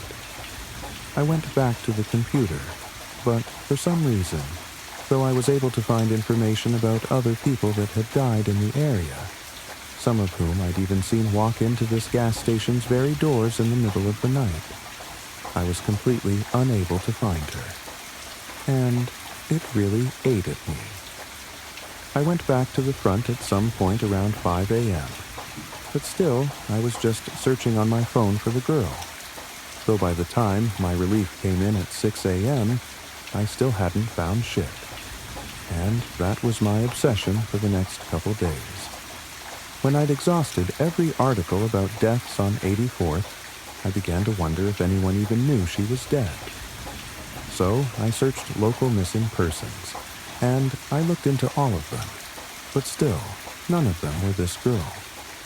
It haunted me for days. I began reliving as much of that night as I could, trying to recall every single detail. I could remember her hinting that the guy she was with was her boyfriend, which even then was a red flag. But now, as I remembered that older guy in the parking lot pumping gas in the dark, it filled me with dread. I didn't get that good of a look at him. I could tell he had some stubble and was wearing a flannel, jeans, and boots, but what good was that? As for his truck, I wasn't sure exactly what make or model it was, just that it was red and looked old. I could only assume the punched-out glass was like the biker's motorcycle, something that had taken place after the girl's death, or more likely during. Then I remembered her asking me if I had ever done something crazy and overnight. And, as I mulled over the words for hours, sitting on the back porch, smoking a bowl as the sun set before my shift, I ruminated on all the possibilities such a vague statement could mean. But then, when I remembered her saying she was on something like a road trip, it started to click. The guy she was with, her boyfriend, must have been taking her off somewhere, probably far from her home. Maybe they'd been talking online, probably in secret, because no parent would let their kid date a grown-ass man like that, and she seemed to be about 18 like myself. Maybe he'd driven to where she lived, and this big, crazy overnight decision she made was climbing into this stranger's vehicle that she'd been tricked into thinking was safe, driving with him for God knows how long as he took her to God knows where. And then they stopped at the pass and go on 84th Avenue for gas. At first, that part didn't make sense to me. Yeah, this place was a couple miles south of 90th Street, which came right off the highway. But why wouldn't he stop for gas at one of the many gas stations out there closer to the interstate? Though, the more I thought about it, the more I started to piece it together. If this guy really was from out of state and was trying to get her back to his place undetected, it made sense he didn't pull right off the highway to the nearest gas station where cops could be combing through camera footage. Instead, he drove off to the most secluded road in the whole town, 84th Avenue. I started to feel overwhelmed. I had nothing to go off of to narrow my search, really, and for all I knew, I'd have to look at missing persons listings for people in every surrounding state, and maybe even farther than that. I mean, it was just impossible. But at last, saying a prayer to whoever was listening, I typed in the vaguest string of clues I had. Missing girl brown eyes, black hair, red truck. And then I scrolled and scrolled and scrolled. I searched it first in various counties in Iowa. Maybe she was just from a lower part of the state. But when that didn't yield anything, I searched the same sentence with counties in Missouri at the end, and then Kansas, and then Nebraska. And then, after over an hour of looking, my heart skipped a beat. I saw those big brown eyes looking back at me through my cell phone screen. I clicked on the news article, and there, in her missing persons listing, was unmistakably the girl's face, just like the one in the gas station. I immediately read the article, like it was some sort of divine revelation. Her name was Amber Wicker. She would have just turned 18. In fact, her birthday was only 2 months ago, but her disappearance was 4 months ago, which meant that on the night that she'd actually stepped into the gas station and not the memory I had cohabitated, she was only 17, making the whole thing even more disturbing to me. She was last seen on her front door's Ring camera, climbing into a red truck parked across the street almost totally out of frame. But even in the glimpse of it available in the video, I could tell it was the same one when I saw the 2x4s and blue tarp. My stomach sank as I watched Amber hurry down the driveway, looking once over her shoulder to the safety of the house she was abandoning, then reaching the truck and climbing into the passenger seat before it took off up the road. I leaned back in the chair, letting out a beleaguered sigh. So Amber Wicker was her name, and as far as the police knew, she was missing. But I knew she was dead. After all, every customer that had walked in beneath the flickering sign had been a corpse, and as much as I wanted to believe otherwise, I assumed her case wasn't any different. So, as much as I wanted to stop working at that place, as much as it bothered me to see those ghosts walking the faded paths of their memories through the purgatory that was the pass and go off 84th Avenue, I had to stay. I had to wait until Amber came back, so I could gather enough evidence to give to police. After all, though some of the dead only came in once, like the biker, others had come in twice, like Officer Brady, and even others had come in on almost a weekly basis, like the scratch-off lady.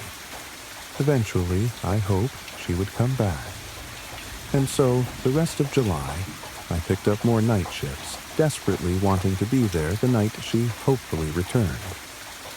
I also chatted with Justin, the guy who I'd shadowed and who worked nights when I was off, but his brain seemed constantly fried on something, and if he'd had any paranormal experiences, he hadn't noticed.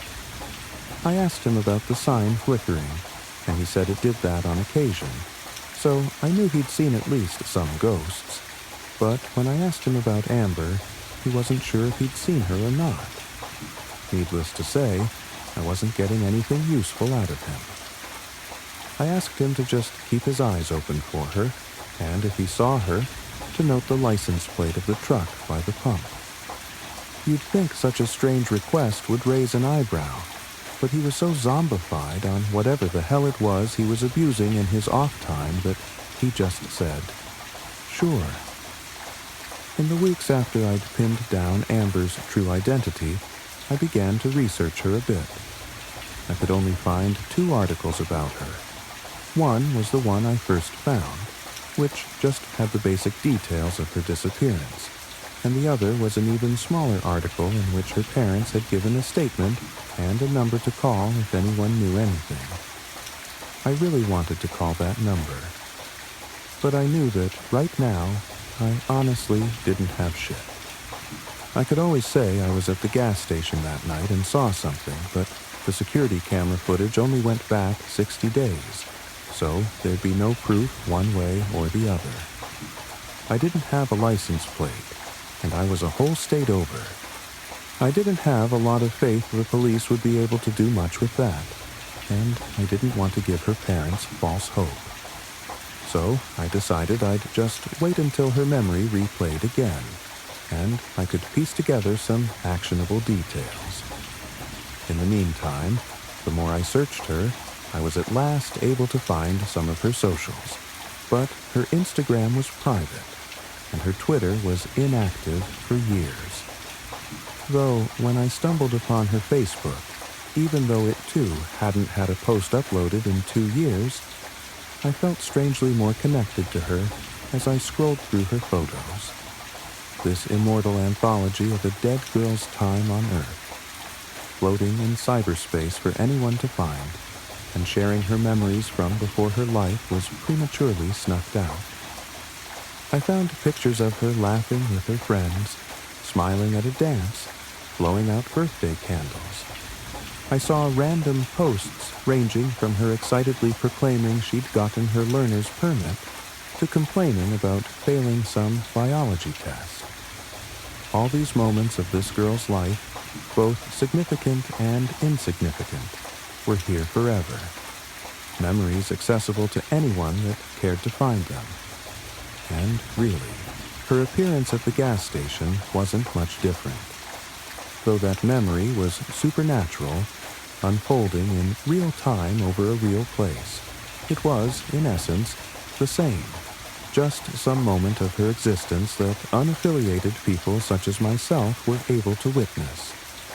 Though whether or not I had been the one to see it for a reason, or my witnessing of it was just as inconsequential and random as me scrolling through her Facebook page, I felt that I was a part of this girl's story now, and it was my duty to help her however I could. But by August, she still hadn't come back, and strangely, neither had Officer Brady or the biker, or even the scratch-off lady. There was only one other occurrence of the sign flickering, and I guess it was either a no-show ghost or a fuck you from the universe, 'cause no one ended up coming in. I got worried that whatever supernatural phenomenon had been taking place was over just as suddenly as it had begun, and that I'd never see her again, never be given a chance to atone for my apathetic complacency that night when I could have paid more attention to a situation that was obviously suspicious. And, even worse, I was shipping off to college in just a couple of weeks. My remaining days at the pass and go were numbered. So, on August 3rd, while sitting behind the counter in the dead of night, waiting for the purgatorial replay of an apparition's final stop on the drive to her untimely death, I made up my mind. If she didn't come in tonight, then tomorrow I'd take matters into my own hands. It dawned on me that Amber must have died nearby here. The only ghosts that ever walked into this gas station were those that had died on 84th Avenue. And that was true for Officer Brady, who had been shot just down the road, the biker who had crashed into the canal by the bend, the scratch-off lady who had hanged herself in the woods, and all the others I'd seen walk through those doors beneath the flickering green glow. And though I had no idea where to look, I had one thing to go off of. I'd seen the truck turn right at the turnoff. So, somewhere north of here, she must have died. And maybe, just maybe, I could figure out where. By morning, I still hadn't seen her, or any ghost for that matter, and after chatting with Tegan, my morning relief, I walked out to my car. But though I'd planned on driving home and getting some sleep, then searching later, I just couldn't resist the urge to look right then and there. And so, in my pass-and-go uniform and all, I walked over to the turnoff where I'd seen that phantom truck head right, and then did the same, walking north up the road. The sun was just barely rising over the trees, and I couldn't remember the last time I'd appreciated a sunrise. Usually, I sped home, trying to beat the sunlight to my room where I could shut my blackout curtains and crash as if it were still night. Then I'd wake up at 3 or 4 in the afternoon. But this morning, moving slowly up the road along the canal and constantly scanning for anything out of the ordinary, I couldn't help but enjoy the orange glow above the trees. By the time I'd walked about 2 miles, the sun was fully above the horizon, and cars were starting to sparingly appear on 84th, though admittedly not many, as this wasn't the most direct route to anywhere in town except the pass and go. I'd already passed the infamous bend, and even felt obligated to pause there a moment before the canal, sort of waiting in reverent silence as I remembered the stare that Biker had given me, the regret permeating his eyes. By now, though, it could no longer be considered a canal. It was a drainage ditch at best, a muddy, shallow dip off the road, and beyond it was the forest. But then, in my steady scan of the ground in front of me, I noticed something twinkling. I crouched, looking down at small shards of glass on the pavement. Almost like a vision, my mind seemed to play out this simulation, and I was staring at the man as he and Amber argued. He lost his temper and slammed her head into the window, shattering it. I noticed more twinkling coming from the grass before the ditch, and I could almost hear the sound of his boots scraping the asphalt as he kicked the glass off down the hill, trying to cover up anything that had happened. Then I noticed something yellow peeking out of the mud. I stepped down into the ditch, grabbing the corner of the plastic and pulling it out of its muddy tomb. Sitting in my hand was a faded, dirty bag of Lay's Classic, mostly empty, with just a few crumbs at the bottom. My heart raced as I recalled her placing the bag on the counter, and again, I could see it before my mind's eye. The man dragging her body out of the passenger seat, her deadweight foot scraping the bag out with her. He probably didn't even notice in his panic as he dragged her toward the forest, the bag fluttering off down into the ditch below. I walked up the hill on the other side. I stepped into the forest. My breathing started to become heavy as I walked deeper into the trees, terrified as I anticipated just what nightmarish spectacle I might be about to find. But I wouldn't turn back now. And as the afterimage of Amber's conflicted eyes appeared in my mind again, I resolved to find where she was buried so I could finally give her parents peace. Maybe even give her peace. And it didn't take much more walking to find clues. I noticed 2 hardly visibly scrapes in the dirt, where her shoes must have been dragging. I carefully followed them, stepping off toward a cluster of trees as they suddenly turned, at last freezing before what I could immediately ascertain was a shallow grave. The grass all around it was undisturbed, but here, in just this plot, was a clump of uneven earth. Some grass and leaves had been precariously scattered on top in the man's frantic attempt to conceal it, but it wasn't convincing. And as I crouched before the plot, my heart began to thump out of my chest. But I gulped and steeled myself, knowing I had to see this all the way through for Amber. I wished I had a shovel. but with nothing else, I just dug with my hands, scraping the dirt away and trying not to consider the possibility of my fingers abruptly touching her corpse. I jerked as I felt something that wasn't soil. Didn't feel like rotting flesh. So I brushed the sand away, and my eyes centered upon a filthy blue tarp immured in the ground. It was all I needed to see. I stayed right there, pulling out my phone and calling the police. And when they arrived within the hour, I told them I'd gone on a morning walk after getting off the graveyard shift, but noticed the broken glass and trash on the side of the road. They applauded me on my intuition, saying they probably wouldn't have found that suspicious at all. And, hell, I certainly wouldn't have either if I hadn't known the context. From there, I said I walked into the forest out of curiosity, but when I found what looked to be a trail left by dragging feet, I became convinced I'd actually found something serious. And, after a little bit of digging where the ground looked abnormal, I'd seen the tarp and assumed the worst. They were kinder than cops had ever been with me as they thanked me. And in just a couple of days, it was confirmed in a news story that wrapped in that tarp and left to rot in the woods off 84th Avenue for the last half a year was none other than the body of Amber Wicker.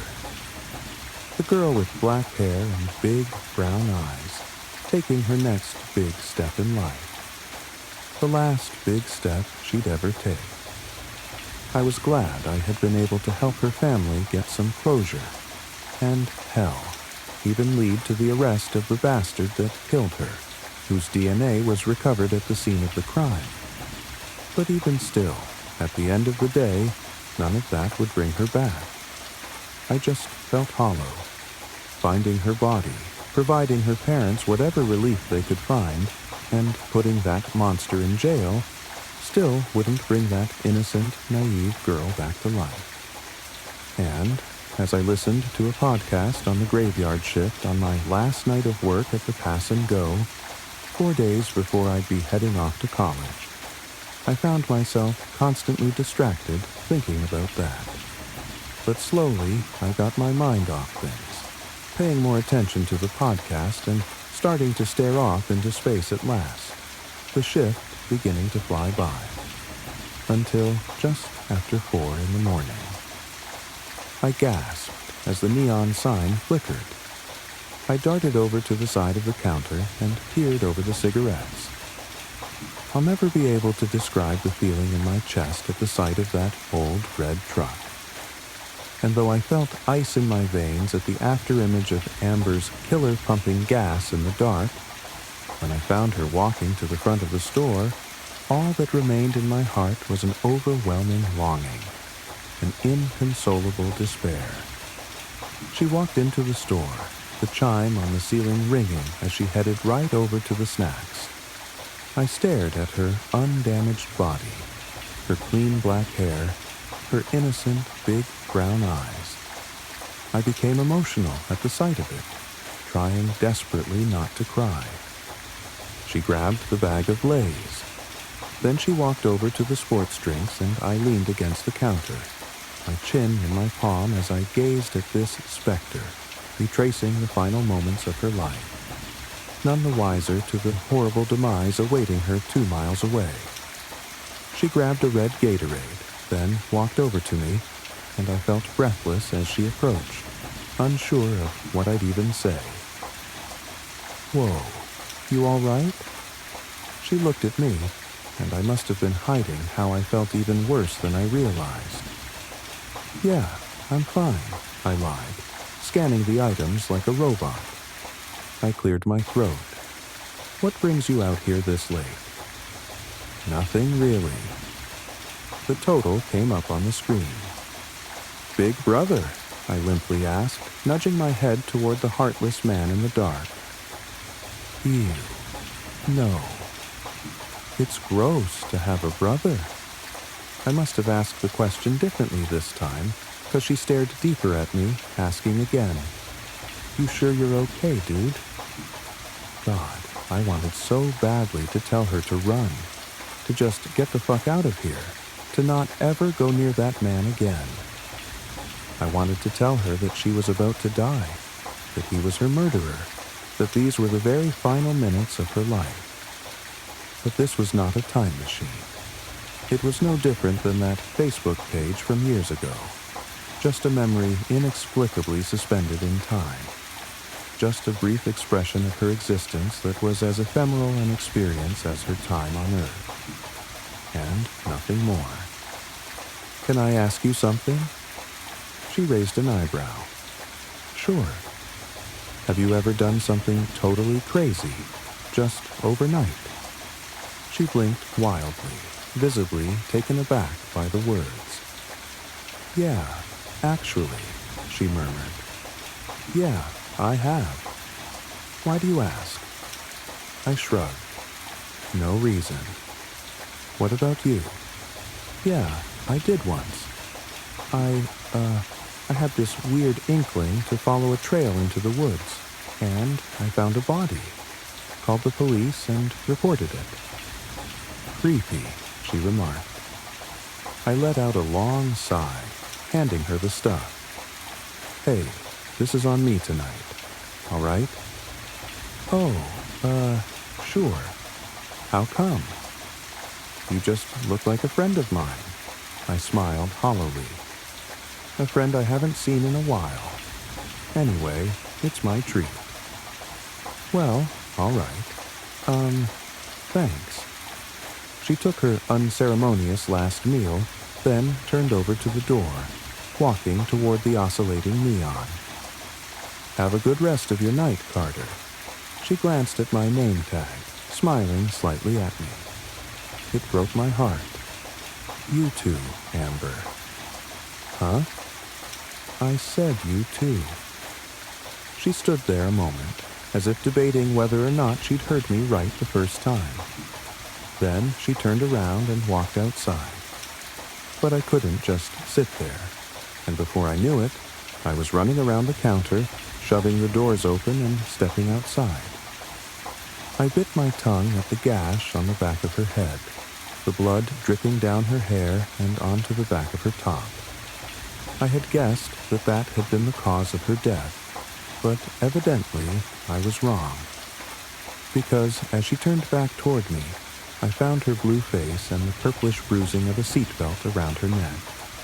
Her clothes were covered in dirt and blood, and the Lay's bag was empty and faded, mud clumped all over it. The bottle of Gatorade was halfway empty. I trembled as I found her teary gaze, the desperation and regret staining her painfully cognizant big brown eyes, not innocent anymore. Thank you, she whispered. I couldn't possibly muster a response. And then Amber turned, the afterimage of her corpse climbing into the passenger side door of her murderer's truck. I remained frozen in place, my eyes following every last fleeting second of Amber's existence as the taillights glowed and the engine hummed. Then the truck pulled off, pausing at the turnoff. And then, as it pulled away, turning right on 84th Avenue and heading to her shallow grave, the neon of the sign stopped flickering, leaving me standing there alone again in silence. May sighed with relief as she lowered her weary body to the side of the bed. Slowly, feeling every muscle and joint in her body protest, she shuffled herself into position and slid her legs between the sheets. I'd forgotten how tiring it can be running after a child, she breathed, as she propped up her pillow and settled herself against it. It's been a long time, replied Graham, not looking up from his book. May and Graham's son, Peter, and his wife and child were visiting from the eastern states for Christmas. May had spent the whole day taking care of her grandchild, Jacob, while Peter and his wife traveled to the nearest city to do some last-minute Christmas shopping. That was the one downside of May and Graham's idyllic property in the West Australian outback. It was a half-hour drive to the nearest town, which had precious few amenities itself, and to get any real shopping done, the only viable option was to travel to Mildura, over 2 hours away. When Peter and Helen had gone out to buy Jacob's Christmas presents, they decided to make a day of it so as to make the round trip worthwhile. Graham put his book down and took his glasses off. "I don't know why they left it so late," he grumbled. "It's Christmas Eve. It must be chaos out there." They didn't want Jacob to find the presents, May reminded him.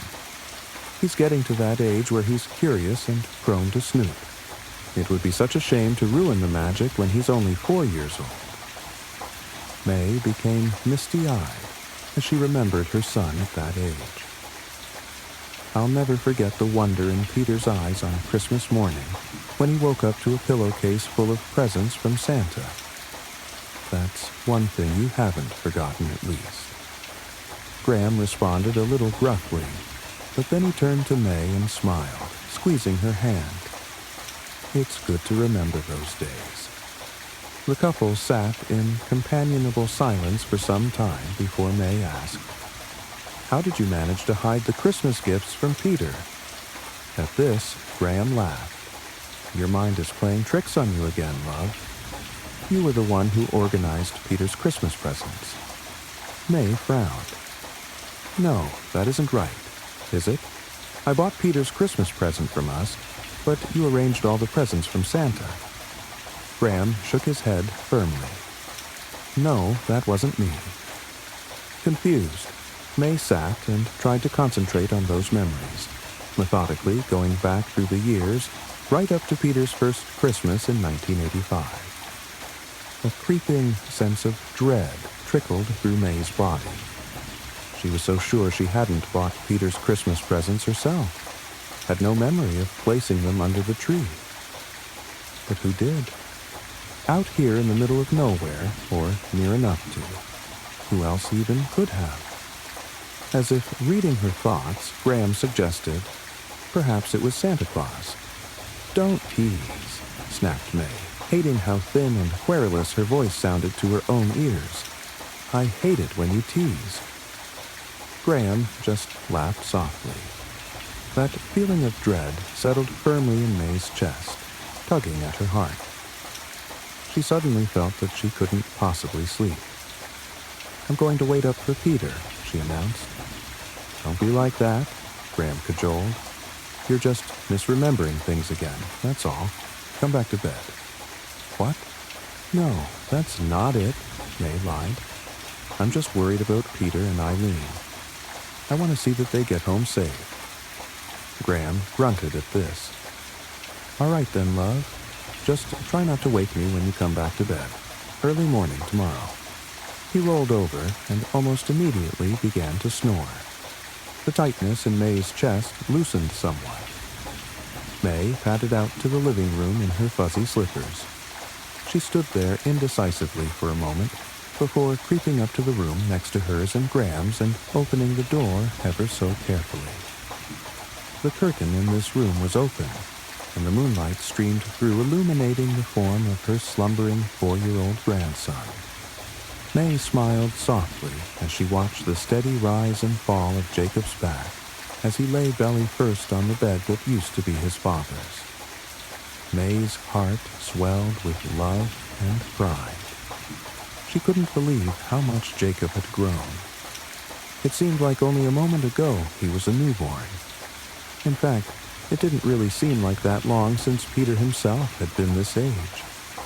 The thought brought a tinge of sadness to her mood, and her smile faltered somewhat as she gently closed the door and moved back to the lounge room. Shuffling up to the sofa, May made sure to turn on the lamp rather than the room light so as not to disturb Graham or Jacob. She settled into her usual spot with a sound somewhere between a wheeze and a sigh. Why was it that she didn't seem to be able to do anything these days without an accompanying sound breaking forth unintended and unwanted? How long had things been like this? When had she become old? May picked up the magazine that was sitting beside her, but almost immediately put it down again, listlessly. She cast her eyes around the room, and they settled on the Christmas tree, its little yellow lights twinkling merrily. The base of the tree was cluttered with wrapped gifts, and right up front and center was Jacob's still empty Santa sack that he had placed out with such excitement several hours ago before May settled him for bed. May thought again of her conversation with Graham a few minutes earlier. "Perhaps my mind is slipping," she mused unhappily. "The rest of me seems to be anyway." As she thought this, May found herself starting to doze. Her dreams always began the same way, abstract and fragmented. Images and sounds flashed through her consciousness so frantically that she was never able to grasp onto any one thing, certainly not long enough to be able to remember when she awoke. Gradually, though, the dream seemed to choose its form and crystallize. Tonight, May dreamt of this very house, not the way it was now, all decked out in its Christmas finery, but the way it was when she was a child living there with her own parents. As with most dreams of her childhood, it was a happy one. She dreamt of her father picking her up and spinning her through the air when he returned from his farm chores. She dreamt of her mother's apple and rhubarb pie and of standing on tiptoes at the kitchen bench to watch as her mother neatly crimped the edges of the pastry with her worn but still deft fingers. There were no siblings to dream of course, but there was a seemingly endless stream of cats. Snowball, Gretchen, Rugby, and all the others, each making a brief but touching appearance, all remembered fondly. She dreamed also of her dearest friend who had once lived there, too. Her happy friend with all his arms for hugging and his wrinkled, jolly face so big it seemed to fill up the entire room as he smiled and smiled and smiled. May awoke with a start, and with one name on her lips. "Mr. Spindle," she whispered reverently. How long had it been since she had last thought of her old imaginary friend? She hadn't forgotten, though, she realized with a kind of pride. He'd been waiting for her all this time at the very edge of her subconscious. She got up to make herself a cup of tea. The kitchen had changed since she was a child, but perhaps not as much as one might expect. The benches and cabinets were all the same, and although they had installed a new gas oven some 20 years ago or so, the old wood-fired stove still occupied its place against the back wall. Sometimes, on cold winter days, they would light it to warm the place up. It was hot and muggy tonight, of course, so the wood stove remained cold and empty. May lay a hand tenderly on its surface as she waited for the kettle to boil. That's where Mr. Spindle had lived, behind the oven. May had been a lonely child, with no siblings of her own, and no other children at all within a reasonable distance. She had cats, but cats weren't always the warmest of companions, especially for a young child. And so she had invented Mr. Spindle. Mr. Spindle was big and friendly, and smelled like cinnamon toast. He had a huge round face. In fact, he was mostly face, with only a stick of a body, much like a very young child's drawing of a person. He could make himself flat like a picture, too. He would shrink himself down and fold himself up so that he fit neatly in the narrow gap between the stove and the wall. May made her cup of tea and sat down at the kitchen table, all while looking at the old oven. These days, May often found that memories did not come easily. She had to focus carefully to ease facts and forms out of the tangled mass of her own mind. And even when she was sure of herself, Graham often insisted she was wrong. After her dream, though, the memories of Mr. Spindle came, if not flooding back, then at least trickling like a clear creek. May remembered, for instance, that she used to write letters to Mr. Spindle. Well, perhaps write was generous, as she did not even know how to read at the time. but she would scribble on bits of paper. When she was sure her mother wasn't looking, she would open up the door to the oven and slip the notes into the fire. Mr. Spindle would sometimes leave her gifts in return. She would reach behind the oven and find some gum nuts or scraps of paper bark, the shimmering feather of a satin bowerbird. Sometimes there were even small toys, little dolls made from wooden clothes pegs, a tiny teddy bear. May frowned a little at this memory. Where had the gifts come from? She could imagine putting the things from the garden there herself, even if she could not remember doing so. But what about the toys? It must have been her mother, she decided. Her mother must have noticed her playing around at the back of the stove and decided to join the game. This didn't feel quite right. Her mother had been a serious, though loving, woman, and not given to whimsy. In fact, May had the sense that had she known May was messing around the stove, she would have gotten a stern talking to. Could she really have been hiding a lighter side all along? It must have been her mother. Or perhaps it was her father. May sighed heavily. Perhaps she really was losing her memory. She tapped her fingernails absently upon the kitchen table, and gradually the tapping became a tune. May started to hum until eventually words came. Mr. Spindle is neat as a pin. He has a great, big, funny grin. Mr. Spindle lives behind the stove. He is very, very, very old. Mr. Spindle brings me gifts and toys. He does not even have a voice. Mr. Spindle is my dearest friend. He'll be there with me at the end.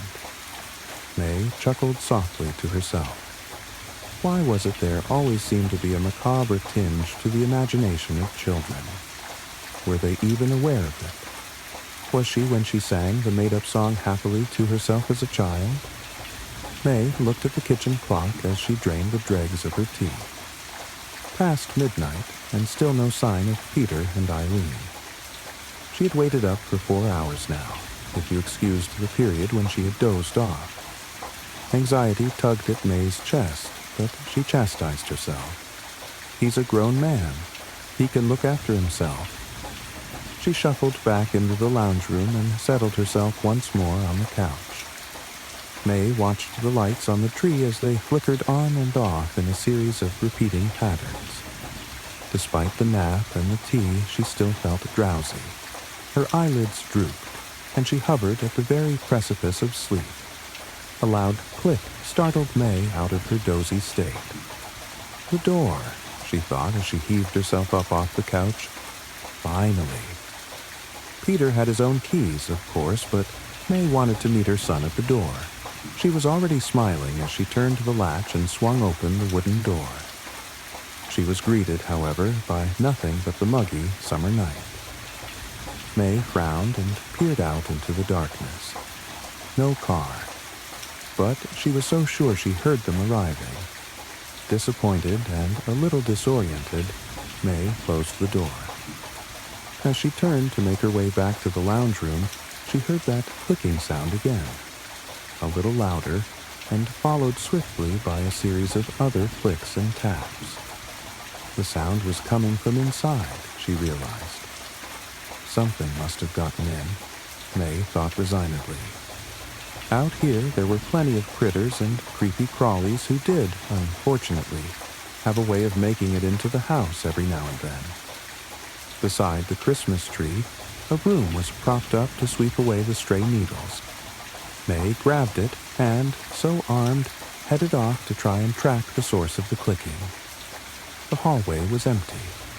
No clicking there. She opened her bedroom door, but the only noise she found there was Graham's soft snoring. May approached the sewing room, where Jacob was sleeping in his father's old bed.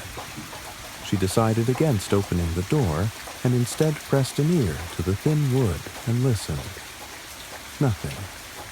May let out a little huff of frustration and decided to give up and return to the lounge room. As she made her way back, she heard the noise again coming from a little further up the hallway. The kitchen. May left the light out as she entered the kitchen. She didn't want whatever had broken into the house to scuttle off under the fridge before she had a chance to get at it. Besides, the tree lights in the adjoining lounge room gave off sufficient, if inconsistent, lighting for her to make her way. May's eyes swept the room as she entered, running along the skirting boards, around the window frames, even across the ceiling. She sniffed and was met with a smell like slightly burnt toast. Surely she hadn't left the toaster on. She looked at the kitchen bench and saw the toaster, inert and tucked safely away. May's heart began to pound as the smell intensified. Could it be a stroke? Is this really how it all happens? She could hear the clicking noise still, but it no longer held her attention. Frantically, her eyes flickered to the gas stove, also off, before finally alighting on the old wood-fired oven. May froze. Something familiar but impossible was creeping out of the space behind the oven. A number of limbs, too many, too long, and with too many joints, seemed to unfold out of the shadows. They clicked and creaked as they stretched further out into the kitchen. Each limb ended in a kind of pincer, and each pincer held tight in its grip. A toy, a fluffy teddy bear, a tiny train set, even some sort of handheld gaming device. The thing somehow dragged them all out of the tiny space between the oven and the wall. As May looked at the toys, she noticed that none of them seemed quite whole. The teddy bear was missing an arm, and from the unfinished seam at its side hung strands of an oddly iridescent thread. The same threads hung from the other toys. Even the gaming device seemed to be somehow unraveling from the back, where the batteries should go. Gradually, the thing behind the stove revealed more of itself. An eye the size of a basketball peeked out of the shadows as the thing slowly revealed its body, which really was just an enormous, wrinkled head. Its huge, broad mouth was twisted into a manic grin, so wide it seemed to almost encircle the thing's entire head. Its teeth chattered and lips flapped in a parody of speech, but no sound came out but for the click, click, click, as the teeth met. More of those glimmering threads hung in loops from between the huge, blunt teeth. The flesh of the thing, both on its immense head and covering its many, many arms, appeared plush and velvety, which in combination with the wrinkles made May think, incongruously, of a pug. Except, where puppies wriggled and wagged, this thing seemed to vibrate slightly, its whole body shivering in little spasms. Up and down, up and down. As the thing advanced, the burnt toast smell became stronger, undercut now with something sweet and spicy, like cinnamon donuts or gingerbread. May could taste the sickly combination at the back of her throat. Somewhere inside May, something broke. As she clutched her chest, ambivalence reigned in her racing heart. She was terrified, of course, but also strangely triumphant. Gasping, she fell to her knees and, in that moment, realized two things with perfect clarity. Her memory was as sharp as it had ever been, and there was no such thing as Santa Claus.